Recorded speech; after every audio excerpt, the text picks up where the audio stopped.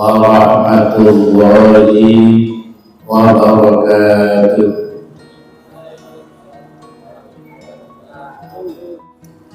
Bismillahirrahmanirrahim. Alhamdulillahilladzi hadana hada wa ma kunna linahtadiya laula an hadana Allah. Asyhadu an la ilaha illallah wa asyhadu anna Muhammadan abduhu wa rasuluh.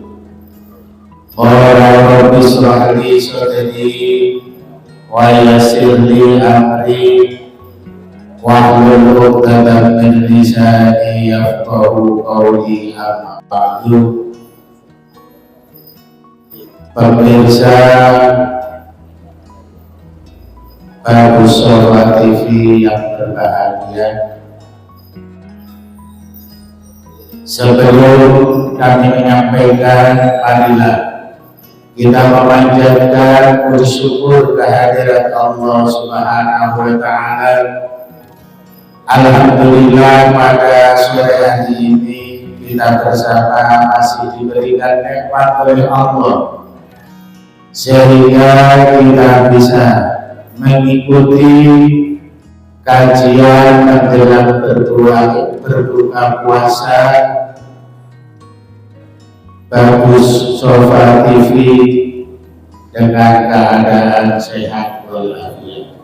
Salawat dan salam mudah-mudahan tetap tercurahkan kepada Nabi Muhammad sallallahu alaihi wasallam bi qauli Allahumma shalli ala Muhammad. Semoga kita semua mendapat syafaatnya minad dunya hatta akhirah. Amin Allahumma amin. Pemirsa yang berbahagia, pada sore hari ini kami diberikan tema adalah menjaga diri dengan sholat 5 waktu. Kita semuanya banyak masalah di dunia ini, banyak sesuatu yang melintas di hadapan kita.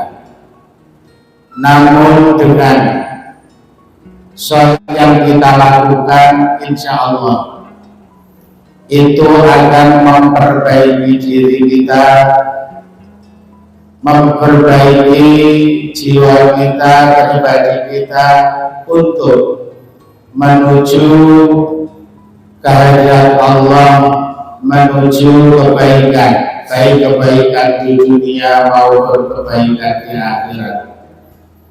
Karena sejatinya manusia di dunia ini adalah Allah yang menjadikan, dan kita minta pertolongan juga kepada Allah. Dalam ayatnya disebutkan wasta'inu bis-sabri was-shalah. Minta pertolongan kepada Allah dengan sabar dan sholat. Artinya dengan sabar, setiap kita ada kejadian kita harus menerima dengan lapang dada. Setelah itu kita berdoa kepada Allah bagaimana supaya kehidupan kita semakin baik, kehidupan kita semakin diridhoi oleh Allah Subhanahu wa Ta'ala dengan cara memperbaiki sholat kita.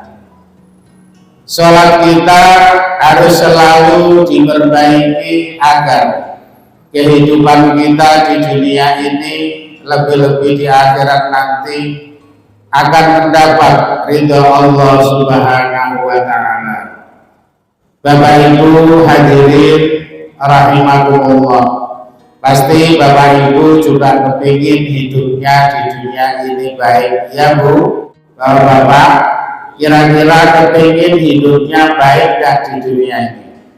Kalau kepingin baik, perbaikilah sholatmu. Kalau sholatnya baik, insya Allah kehidupan kita akan lebih baik. Bagaimana cara untuk kita menjadi kehidupan baik? Ya, kita sholatnya harus betul-betul sesuai syarat dan rukunnya sholat. Waktunya harus tepat. Kita tidak boleh molor.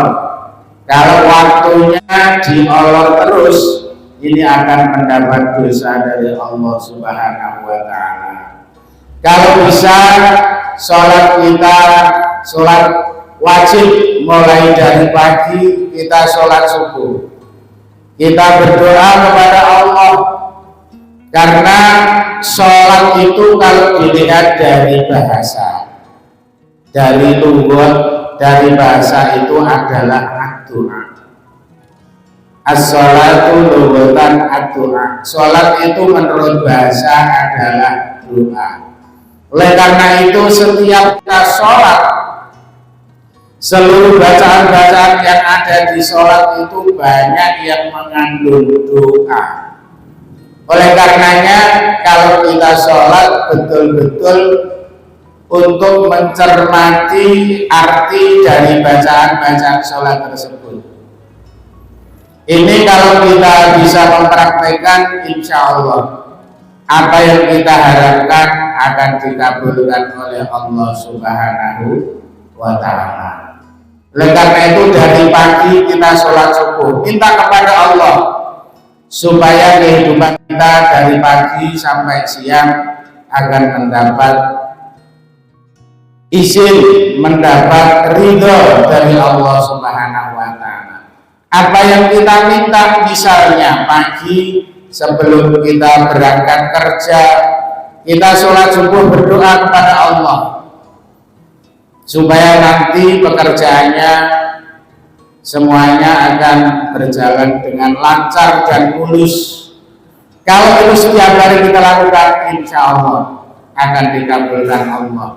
Mungkin ditambah dengan sholat yang lain. Pagi setelah subuh kita sudah berdoa. Setengah 7 sebelum berangkat kita tambah dengan sholat duha. Salah satu sholat duha itu adalah manfaatnya untuk melancarkan rezeki.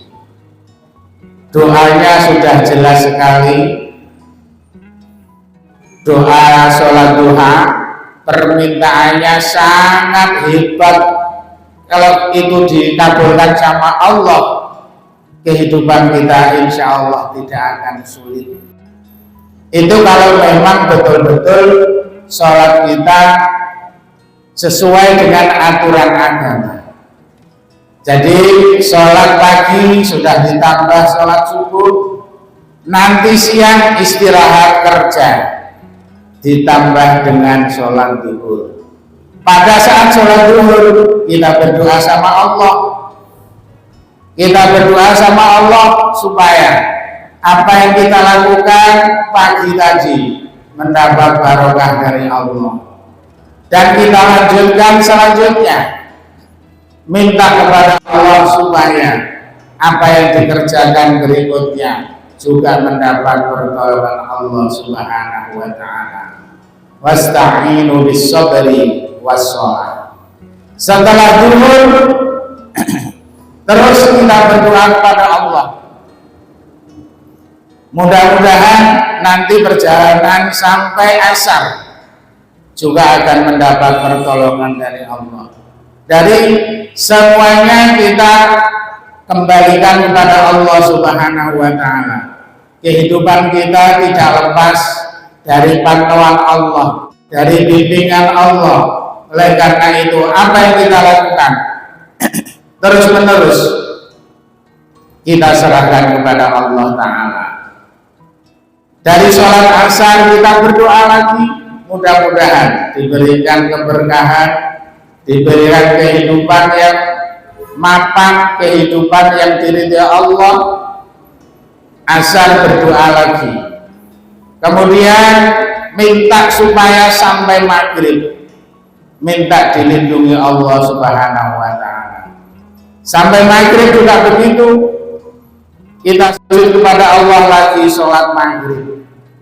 Ini kalau kita setiap hari bisa seperti itu, insya Allah kehidupan kita akan diperbaiki oleh Allah Subhanahu wa Ta'ala. Kadang-kadang kita masalah yang ada di dunia ini, kita tidak bisa menghubungkan antara pekerjaan dunia dan akhirat. Sebetulnya pekerjaan di dunia ini betul-betul ada hubungan dengan kebutuhan akhirat. Kenapa? Karena kehidupan dunia ini sebetulnya ad-dunya mazra'atul akhirat. Dunia ini adalah tempat menanam untuk kehidupan di akhirat. Bapak Ibu mungkin bisa untuk menggali, mencermati bagaimanakah kehidupan di dunia ini sebagai kehidupan di akhirat. Kita dilahirkan di dunia ini betul-betul tujuan akhir adalah akhirat. Jadi apa yang kita lakukan harus betul-betul sesuai konsep yang telah dibuat oleh Allah Subhanahu wa Ta'ala. Kita ibaratnya dunia ini adalah suatu rencana yang dibuat Allah untuk kehidupan di akhirat nanti. Diibaratkan di dunia ini hanya mampir ngumbi, katanya orang-orang Jawa, kehidupan di dunia hanyalah mampir ngumbi. Yang paling lama adalah kehidupan di akhirat. Maka diibaratkan itu kita menanam harus sebanyak-banyaknya. Kalau kita menanam banyak, insya Allah nanti di akhirat akan mendapat panenan yang melebihi batas, yang betul-betul sesuai apa yang kita harapkan. Lebih-lebih di bulan suci Ramadan ini adalah bisa dikatakan musim panen, musim yang betul-betul Allah melipat gandakan amal kita, ibadah kita. Ini harus kita manfaatkan sesuai dengan perintah Allah Subhanahu wa Ta'ala. Jadi sholat setelah maghrib berarti kita dilanjutkan isya, apalagi kalau bulan puasa ditambah lagi dengan sholat tarawih.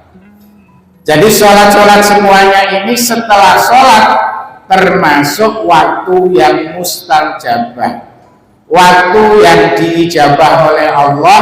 Ini harus betul-betul kita gunakan dengan sebaik-baiknya. Mungkin Bapak Ibu yang punya hajat yang kira-kira penting sekali, itu kita harus betul-betul bisa untuk menggunakan sholat sebagai media. Kenapa? Kita bisa juga kehidupan sehari-hari itu kadang terjadi.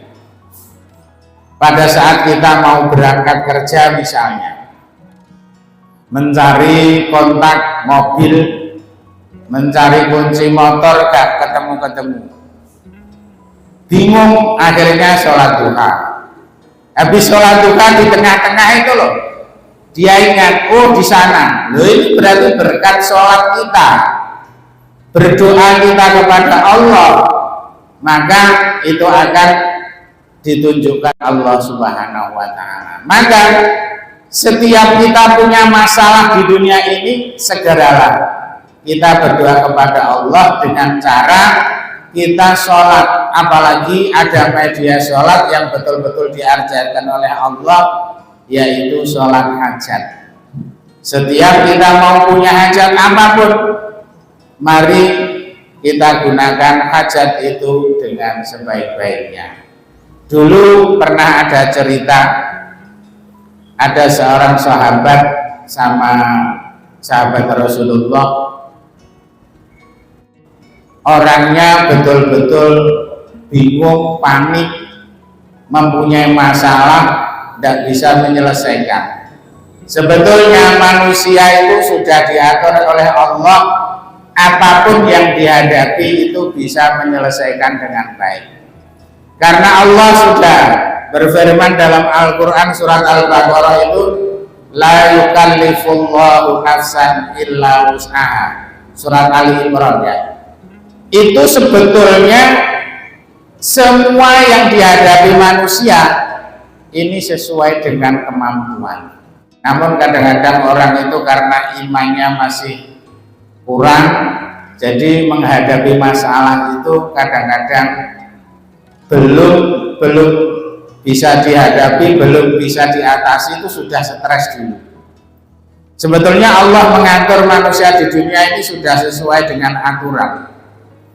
Jadi dulu itu ada orang sahabat Nabi yang mempunyai masalah yang sulit dikendalikan. Akhirnya soal sama Nabi, ya Rasulullah, bagaimanakah masalah saya ini? Kayaknya berat sekali, saya nggak bisa untuk menyelesaikan. Akhirnya ditanya sama Nabi, kamu kebiasaannya, mampu kamu apa? Kalau kamu zikir apa? Kalau misalnya kebiasaan kamu sholat apa? Saya itu hanya kebiasaan saya membaca la haula wala quwata illa billah. Ya udah itu aja. Habis sholat itu dibaca. Berapa Rasulullah? 7 kali, nggak usah banyak-banyak. Begitu sudah dibaca 7 kali, 1 minggu kok masalahnya tidak kunjung selesai, masih terus soal lagi sama Rasulullah, gimana Rasulullah ini belum selesai. Dan ditambah lagi, berapa Rasulullah? Ditambah lagi 21 setiap habis sholat, terus dikerjakan. Ya siap Rasulullah, pulang. Setelah 1 minggu masih belum dikabulkan sama Allah permintaannya, terus selalu minta kepada Allah sama Rasulullah, ditambah lagi. Kok belum Rasulullah? Tambah lagi. Berapa Rasulullah? 40. Ini terus ditambah. Karena apa? Allah memberikan permintaan seseorang itu sesuai dengan kemampuan. Mungkin saat itu sahabat itu belum mampu untuk menerimanya. Oleh karena itu Allah belum memberikan jalan keluar yang diminta. Karena manusia di dunia ini sesuai dengan ukurannya. Kalau manusia tidak sesuai dengan ukurannya, maka dia tidak akan bisa menerima. Suatu contoh, kalau kita misalnya memakai sepeda motor, sepeda motor itu harus sesuai dengan apa yang telah digaris oleh pabriknya. Ini harus diisi dengan pertamax, ini harus diisi dengan pertalite. Itu aturan dari pabrik. Tiba-tiba ada orang yang alah kok ngandel, tak iseni banyu wae. Apa kira-kira bisa jalan? Ini artinya melanggar dengan aturan Allah. Manusia seharusnya kalau ada masalah harus sholat, harus berdoa kepada Allah.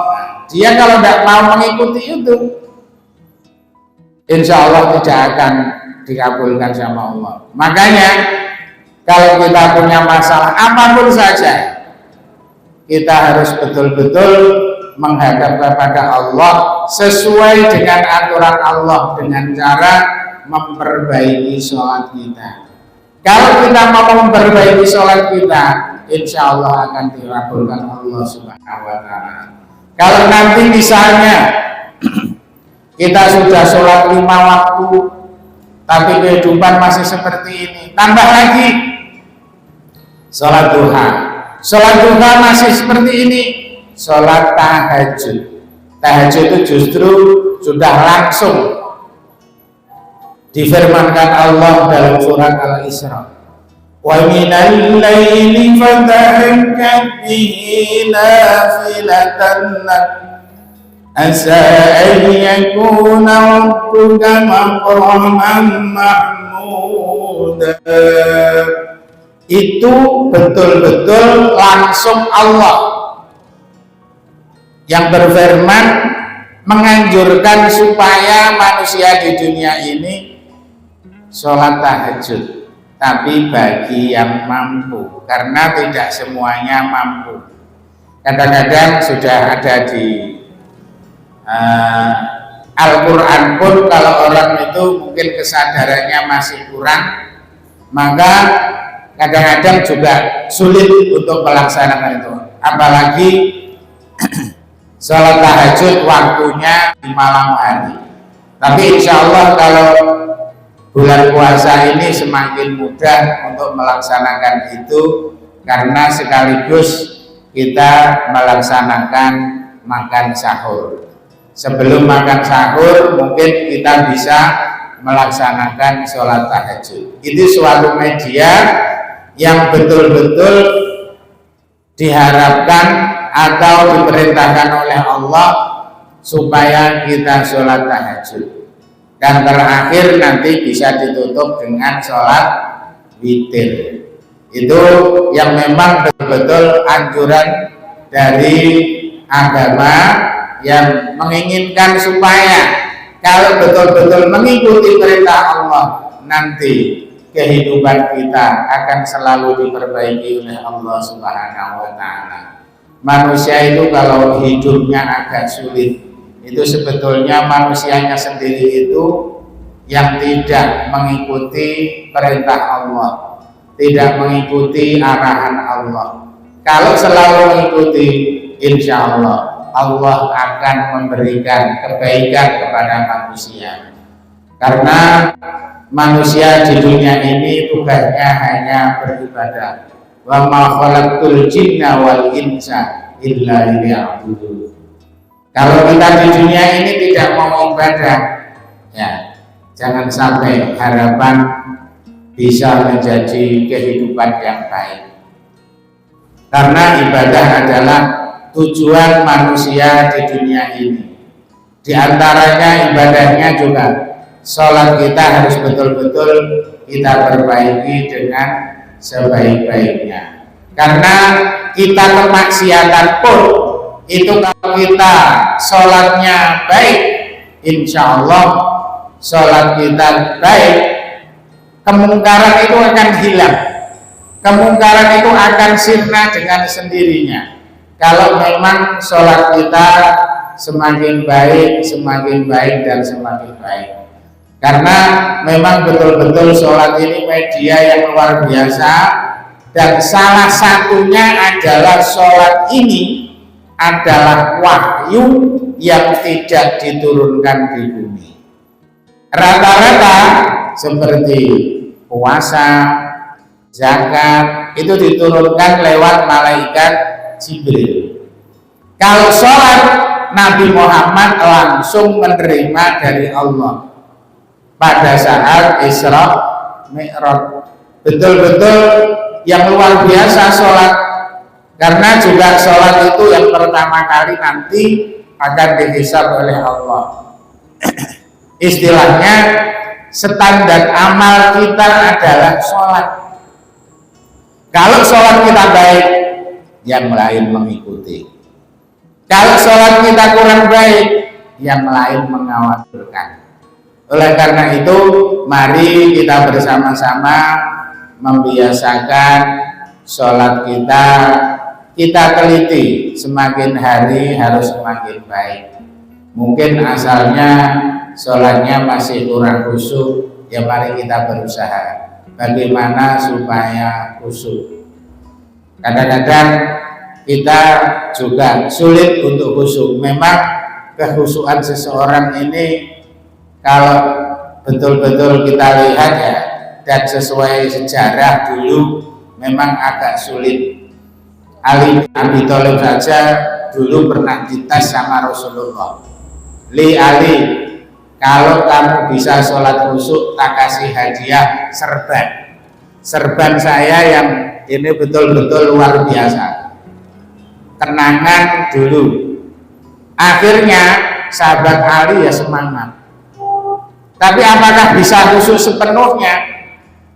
Belum bisa. Itu tingkatan sahabat Ali bin Abi Thalib. Kalau sahabat Ali yang ada di Bojonegoro malah mungkin tidak bisa seperti itu. Sahabat Ali bin Abi Thalib ini rakaat pertama bisa khusyuk, rakaat kedua dia bimbang mulai. Kira-kira yang diberikan saya serban yang mana ya? Oke, mulai yang kedua, rakaat kedua bimbang. Inilah sholat memang agak sulit, apalagi kita ali-ali di Bojonegoro dan yang lain. Ini malah agak sulit. Makanya kita tetap berusaha supaya apa yang kita lakukan ini sesuai dengan syariat agama Islam. Dan sholat ini kalau dibandingkan dengan rukun Islam yang lain, ini kalau dilihat sangat lengkap sekali. Dari 5 rukun Islam itu semuanya masuk di sholat. Yang pertama, rukun Islam adalah apa Bapak Ibu? Rukun Islam yang pertama syahadat.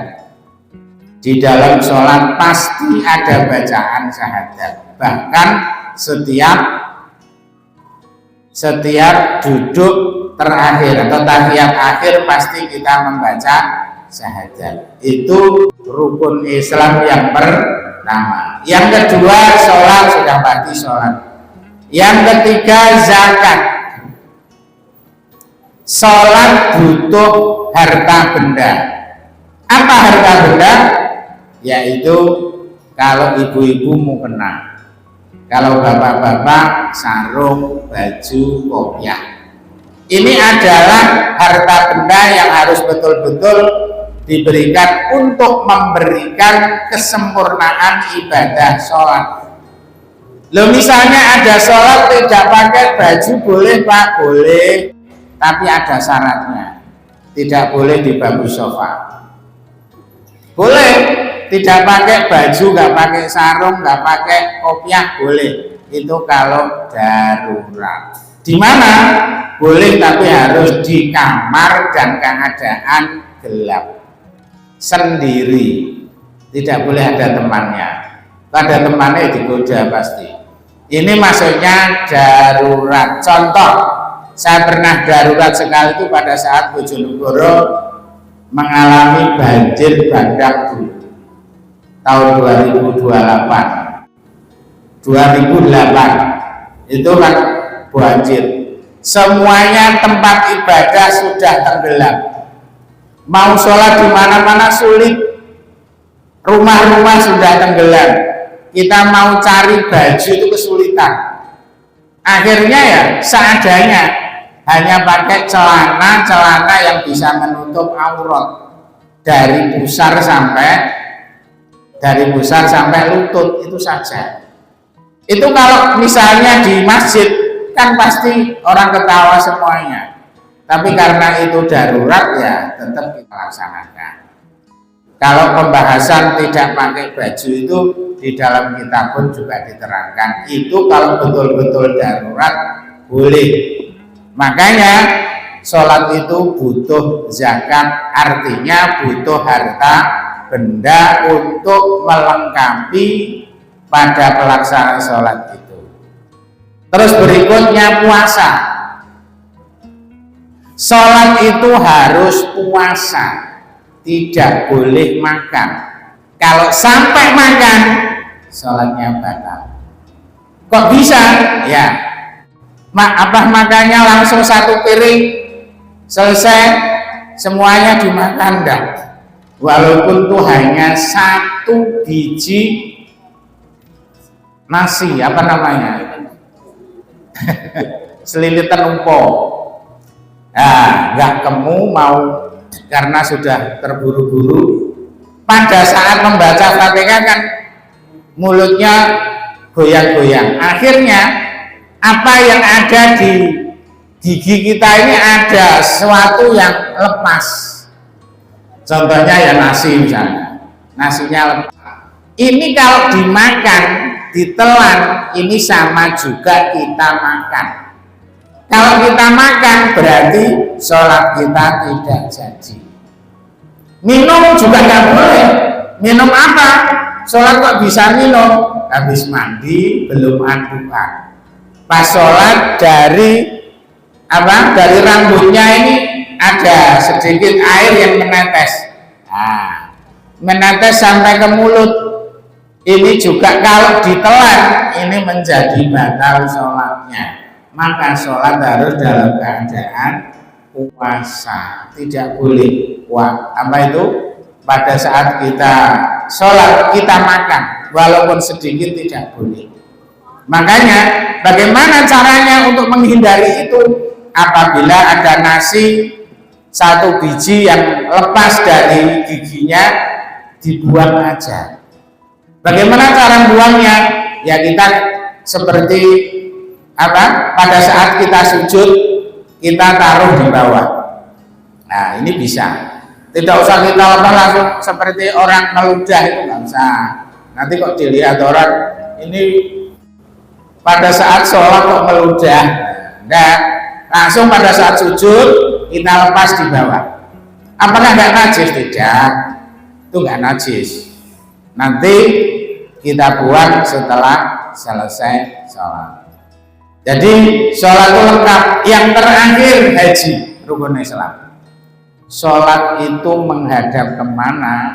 Menghadap ke Ka'bah, menghadap kiblat itu hakikinya adalah Ka'bah. Jadi kita kalau haji yang kita cari adalah itu pertama kali Baitullah. Karena dalilnya juga sudah jelas bahwa kalau kita haji adalah yang kita cari adalah Baitullah. Baitullah itulah yang betul-betul luar biasa kehebatannya. Tidak hanya orang Islam yang melihat Ka'bah itu terheran-heran, tapi banyak sekali non-muslim bahkan dari luar negeri, dari Amerika itu melihat Ka'bah sangat heran sekali. Apalagi dulu pernah diteliti oleh astronot dari atas, yang bersinar itu di muka bumi hanya Ka'bah, yang lain gelap. Tapi Ka'bah dilihat dari atas itu kelihatan bersinar. Padahal kalau sinar itu menurut mereka yang meneliti itu tidak mungkin. Itu sinarnya sinar lampu tidak bisa, karena sorotnya begitu jauh. Itu ternyata Ka'bah itu kalau dilihat dari atas bersinar. Apalagi yang melihat itu adalah orang non-muslim. Akhirnya banyak yang masuk Islam gara-gara melihat Ka'bah itu yang dilihat. Memang dibandingkan dengan keajaiban dunia yang lain itu sangat luar biasa. Banyak yang astronot itu langsung masuk Islam. Makanya sholat ya ini bisa mencakup rukun Islam yang 5. Itu kumpul di sholat itu.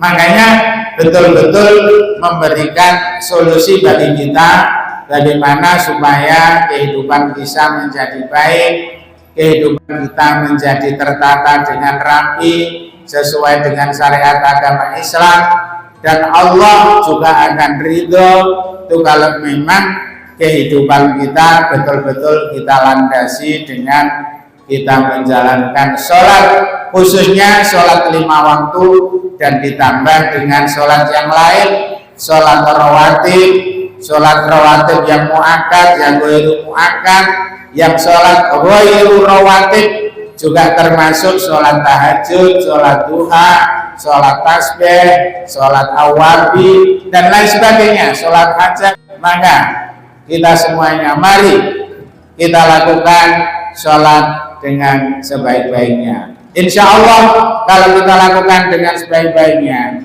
nanti Allah akan memberikan kehidupan kita semakin baik, dan semakin baik. Mudah-mudahan kita semua di bulan Ramadan ini bisa melaksanakan ibadah kita dengan maksimal dari awal sampai akhir, bisa melaksanakan dengan baik, dan mudah-mudahan semua akan diterima oleh Allah Subhanahu wa Ta'ala. Sekian, terima kasih pemirsa Bagus Sofa TV, kurang lebihnya mohon maaf. Wallahumma fiqh ila Wassalamualaikum warahmatullahi wabarakatuh.